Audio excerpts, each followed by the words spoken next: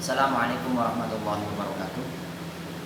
Eh, Hari ini saya akan menyampaikan beberapa hal tentang percobaan yang keempat untuk praktikum kimia organik, yaitu tentang reaksi saponifikasi. Hari ini saya akan memberikan demonstrasinya karena tidak semua dari kalian para mahasiswa yang menempuh mata kuliah ini akan melaksanakan kegiatan pembelajaran secara offline. Ada sebagian dari kalian yang nanti akan melaksanakan pembelajaran secara online.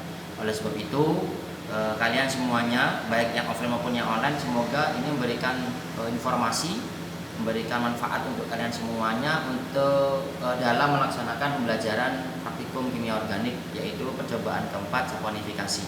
Untuk yang offline nanti kalian pada saat melaksanakan di laboratorium tidak perlu saya jelaskan, langsung tinggal melaksanakan seperti apa yang sudah saya contohkan. Untuk yang online nanti ini dijadikan bahan pada saat kita melakukan pembelajaran secara online untuk diskusi sebagai satu bahasan pada saat membuat laporan praktikum. Kita mulai pada percobaan hari ini.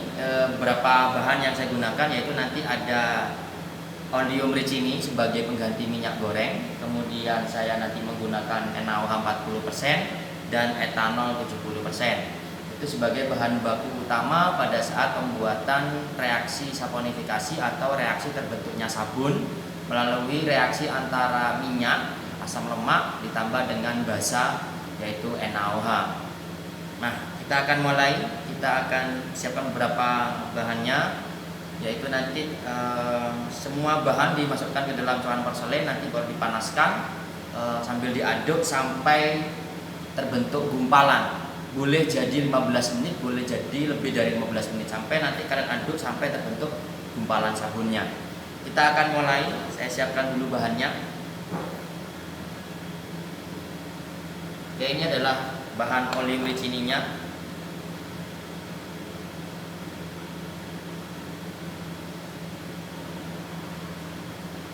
Saya masukkan 10 mili.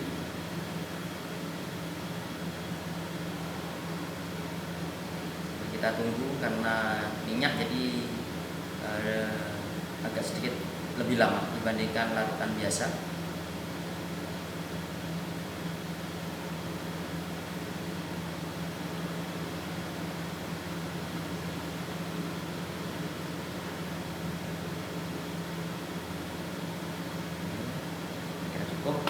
Kemudian kita tambahkan 10 mili NaOH.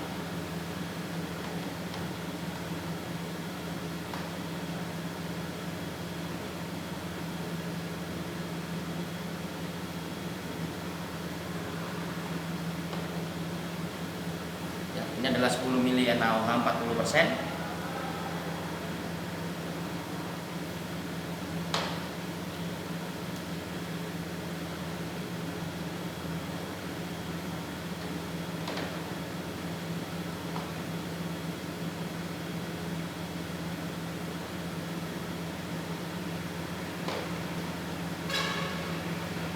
Yang terakhir ya ada perubahan, alkohol yang saya gunakan hanya 5 mili. Alkohol 70%-nya saya hanya menggunakan 5 mili saja. Selanjutnya kita panaskan sambil diaduk ya, anak-anak nanti.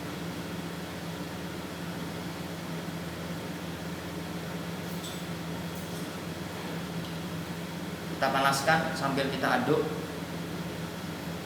Pada saat pemanasan terus ini dilakukan pengadukan sampai terbentuk gumpalan sabun. Saya ulangi lagi, proses ini akan terus kalian lakukan biasanya 15 menit, sekitar 15 menit ya. Nanti ini videonya saya skip, langsung saya tunjukkan hasil pengadukannya pada saat sudah terbentuk gumpalan sabun ya. Ini dibantu dengan penjepit agar nanti tidak sampai lepas atau tumpah. Maka pada saat kalian memanaskan sambil mengaduk, maka jangan lupa cairan porselennya dijepit untuk memudahkan atau membuat proses ini berjalan dengan baik biar tidak sampai tumpah.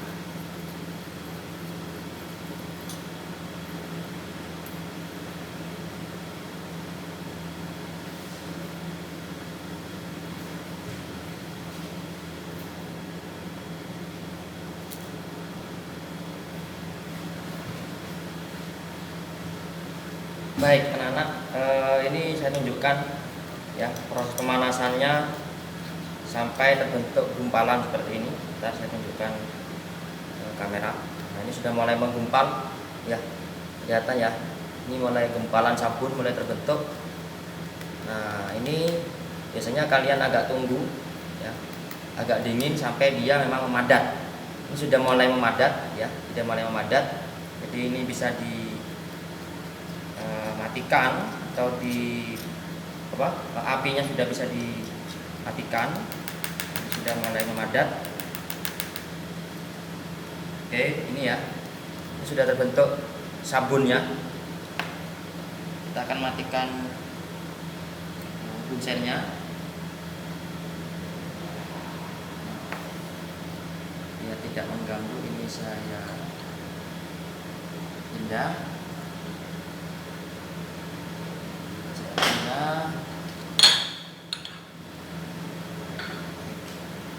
Ini ya, sambil masih saya aduk, sambil nunggu agak dingin. Ini adalah sabun. Semoga kelihatan di kamera sabunnya mulai memadat.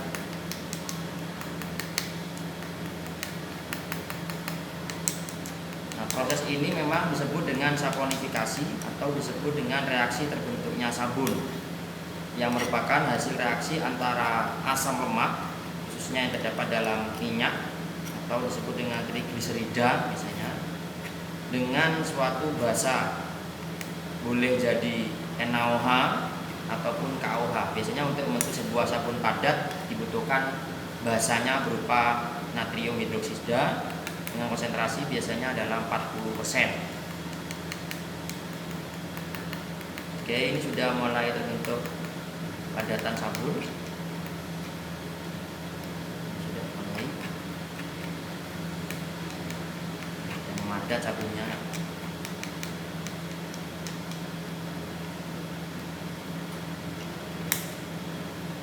Baik, inilah produk sabun yang didapatkan sebenarnya dari proses reaksi saponifikasi.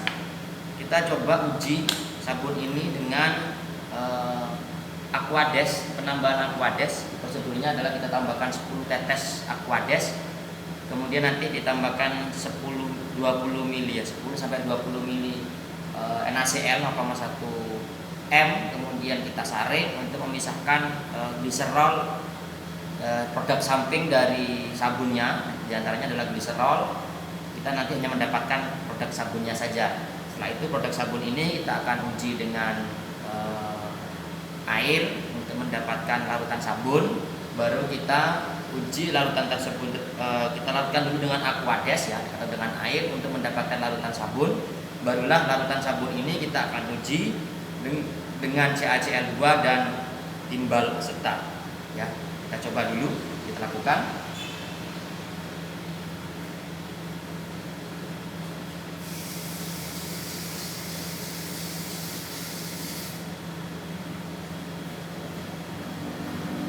Baik, ini saya tambahkan dengan 10 tetes Aquades.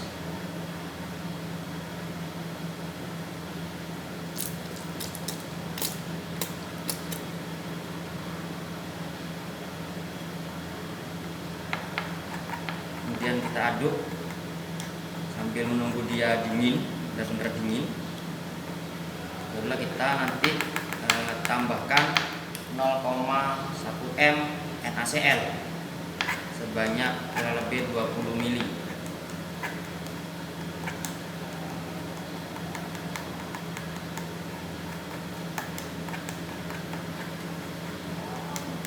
Ini ya produknya ya, setelah tambahkan Aquades sedikit agak berair atau becek, atau bahasa lainnya bahasa Jawanya jemek gitu ya. Benyek. Kita tambahkan NaCl 0,1 M sebanyak 20 mili.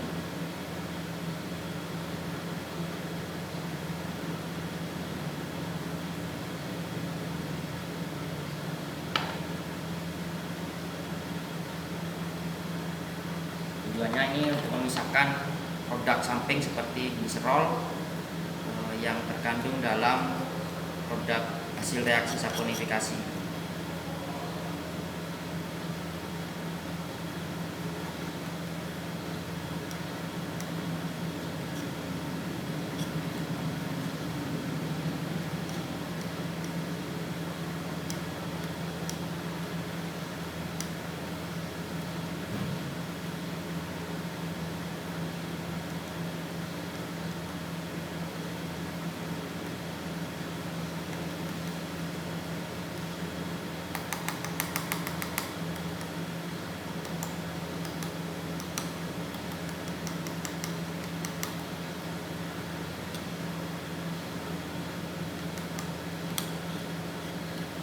Oke, kita tuang, kita dekantasi saja. Sebenarnya di sini prosedurnya kita saring, ya. Kita dekantasi terlebih dahulu, memisahkan putih.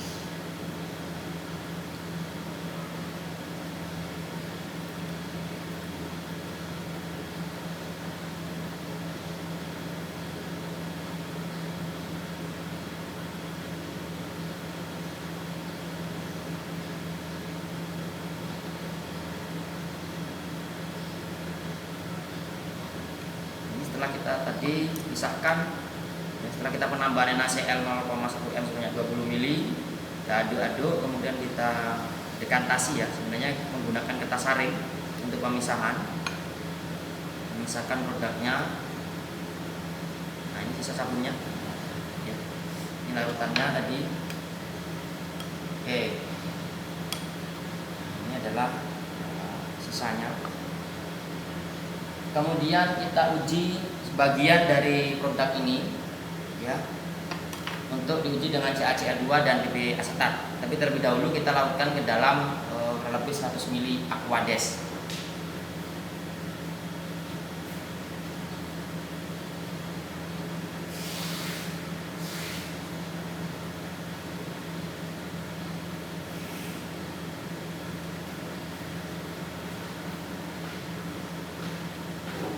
Sudah saya siapkan Aquades kurang lebih 100 ml. Saya ambil sebagian dari produk ini, saya aduk. Sabun kalau kita larutan dalam air kan sudah sebagian akan terbentuk larutan berwarna agak putih ya. Kita biasanya menggunakan sabun, kemudian kita mainkan dengan air ya, biasanya larutannya menjadi agak putih seperti ini. Nanti lama-lama sabunnya akan menghilang, habis ya. Kita biasanya waktu kita mandi ya. Oke, ini contohnya. Nah, larutannya menjadi putih ya. Terus kita uji menggunakan CaCl2. Kita ambil, sebenarnya di sana adalah 10 ml dan 2 ml asam CaCl2. Kita langsung saja kita ambil kurang lebih 2 ml atau 24 tetes.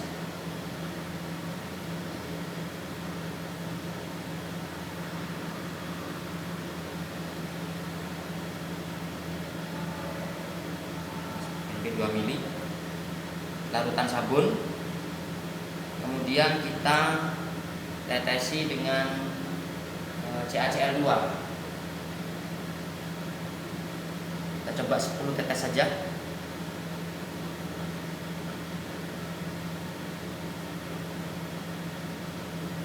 Tambahkan 10 tetes CaCl2. Kita kocok-kocok.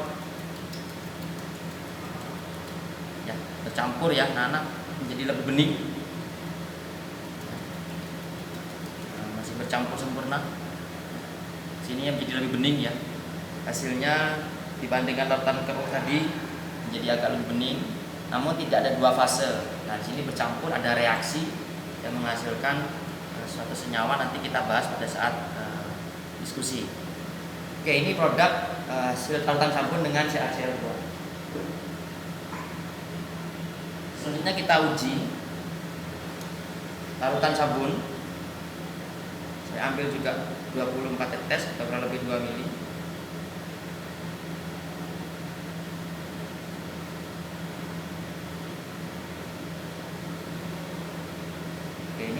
2 mili ya. Kemudian kita masukkan timbal asetat 10 tetes.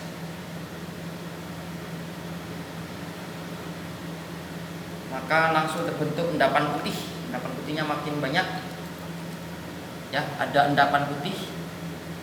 Baik, ini berarti ada reaksi antara PB asetat dengan larutan sabun. Oke, anak-anak, itu tadi sebagian besar seluruh rangkaian kegiatan pembelajaran praktikum kimia organik untuk reaksi saponifikasi yang larutan sabunnya kita uji dengan berbagai reagen, yaitu CaCl2 dengan PB asetat. Meskipun ada banyak uji lain terkait dengan reaksi saponifikasi, semoga demonstrasi tadi, informasi tadi bisa memberikan manfaat untuk kita semuanya pada saat kita akan bahas pada sesi diskusi nanti. Terima kasih, semoga bermanfaat. Assalamualaikum warahmatullahi wabarakatuh.